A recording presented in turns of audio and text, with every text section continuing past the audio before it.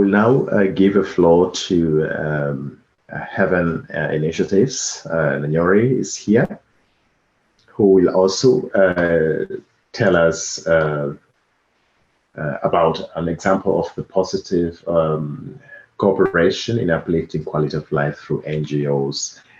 Nanyori is located in the United Kingdom, and I have been a presenter in their platform time to time, and I found their initiative very very uplifting, and especially for families and children. And I thought, as an African diaspora, why not sharing this story to the rest of the world? So please, Nanyori.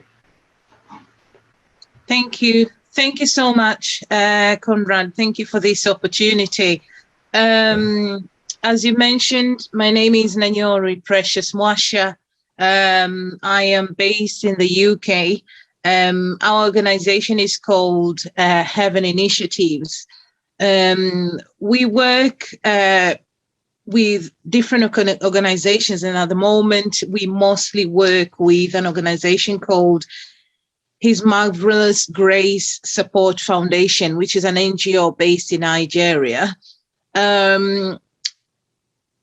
There's a few things we've done which I can use as an example on how positive cooperation, in uplifting the quality of life through NGOs can work. I think the first thing for us all to know is, as Africans, we are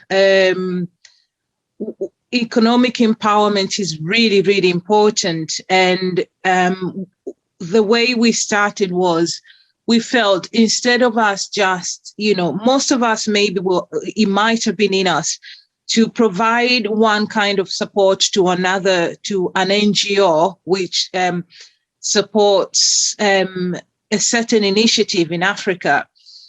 And we decided to have a first-hand experience of providing the support by forming our own organizations. There's one of the things we do is we do empowerment, which is mainly enabling people to have access to structures and knowledge, which will support them and increase their standard of living. So, for example, when we have, in March, there's Women's Day. So what we'll do is we will have an online event to support the cause, and it depends on whichever theme of the event is. So we will create the online empowering event around that. And then at the same time, we will liaise with NGOs which are in Africa and then provide that economic support. And it could be in different ways. We have supported widows by, they have, but it has to be a legitimate, and we have to be in touch with, it has to be evidence-based. So we provide financial support as well by, if, for example, there's an organization in Africa, in Tanzania, that supports widows. So we provide whatever they need. It could be, mainly we'll buy things. So we'll send money to and have a coordinator back there in Africa that will go and do the shopping and do an event for them, provide the products that they need. So it could be cooking oil, it could be things that they will use, it could be so it depends whatever need they have. They will come with a list, and then we'll decide which one we can meet and which one we can support with. So that's one of the ways that we're working. But mainly another way is education. So depending on whatever time it is, we had an education event for young people to raise awareness, about safe use, of the internet, for example. So, and we had young people in Nigeria, with His Marvelous Grace Support Foundation. So they will go into schools, they will do all the connections. So we'll do the event online and connect, a few other people to kind of trying to educate young people, how can you use the internet? And that was a couple of weeks ago when it was International Families Day, because the theme was with new technologies and families. We also do so. Another way of us as a diaspora organization is mentorship, which is what we're trying to get into. I think earlier we discussed that sometimes, the students that are coming from Africa, they need that mentorship for them to know, even though you get support from the universities, but there's, you can't be a support from your fellow African, so mentorship is quite important.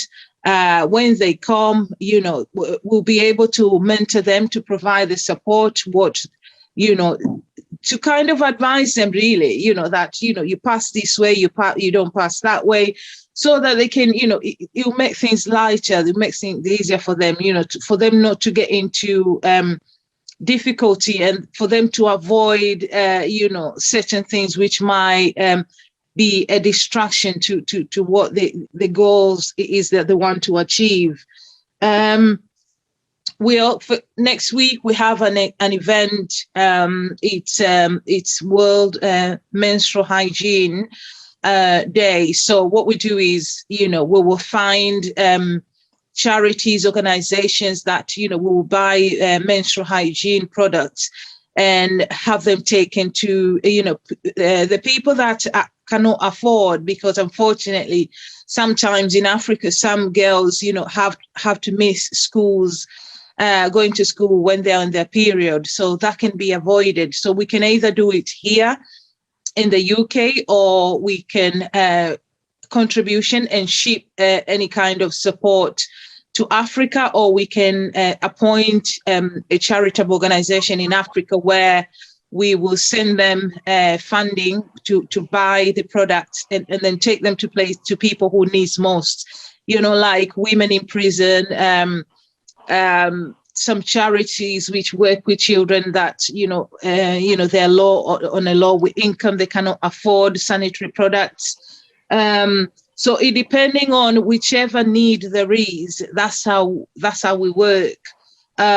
Usually we go by, we have a calendar that tells us, which initiative is coming, which awareness is coming. So we work with that. So for example, March, we know we're going to celebrate women. So what do we plan towards the next one? What's the theme for that event? How can we get involved? And how can we support the organizations, the smaller charitable organizations or NGOs in Africa? So we're trying to also extend into doing things here for the diaspora community, because at the moment we've mainly been supporting the African communities in Africa. So sending things, money, either products or, empowerment, education, advocacy. So the mentorship idea is a new one that we're trying to sort of, it still is in its infancy. So hopefully maybe by towards the end of the year, we should have it all drafted up, because then here students start coming, for September intake, we should start mentorship. So what we're trying to do is to reach out, for example, to the Tanzanian embassy, for them to know we're here. Any students that are coming, we can provide the support, we can provide the guidance, the advocacy sometimes, for them to know, what they can do or what they cannot do, to advocate on their behalf, when there's any issue. So that's basically how it can work. It is definitely, it is quite a positive ideology to be involved in, because as Africans, we are the biggest investors, in Africa. I'm sure most of us, we send money home, regularly, to kind of be that, provide that economic support to Africa. So, but then most times it will be mainly our family members. So we decided to reach out to people who, yes, they're not family members, but people who are in need.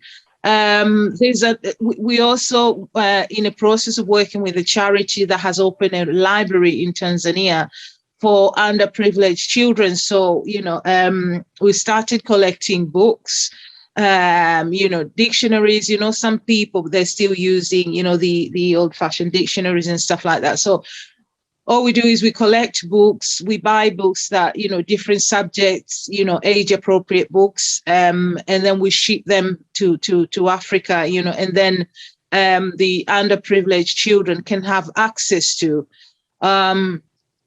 And we ask people for, for donations of, for example, sometimes, you might have so many different books, which will actually help the children, it will help their grammar, it will help them to get used to speak English, it will help them to also learn different cultures. So we do that as well as empowerment and education. So it depends on whichever initiative or it depends on the awareness raising day. We work with that, but mainly we regularly do online events to help, and that's the best thing, I think, now that we are able to link up with people from so many different, different parts of the world to educate, to share ideas, to empower them, and then from then we build that bridge, and then the support can be in different form once we've established that, we are able to work with that organization. Thank you so much. That's my contribution. Thank you. Thank you very much, Nanyori. What I can hear from you is that Africa can support Africa. So in a sense that African diaspora can offer help to uplift the African people in need. Yes. And I think this is a message that our governments have to understand and hear, because many times we or our governments forget that we are here and we can impact a lot, and for this it would be really, really important for them to hear that there are many initiatives. You are an example. Marvelous Grace is another example. There are several other examples. We have Auntie here in the United States at the moment, and Auntie is the director of in the Unite the World with Africa Foundation, and she is running a very interesting project in Tanzania also, where they are supporting the widows, and they empower communities, and they provide high quality food. So they have made a very nice supply chain of business to support the communities in need. And as a diaspora, I can give, I can donate food to a needy family in Tanzania through using the Unite. But this is also the purpose of this type of meetings, to connect people and let the people work together. Of course, if there would be one impactful connection, this is all what matters. I appreciate very much for your insights.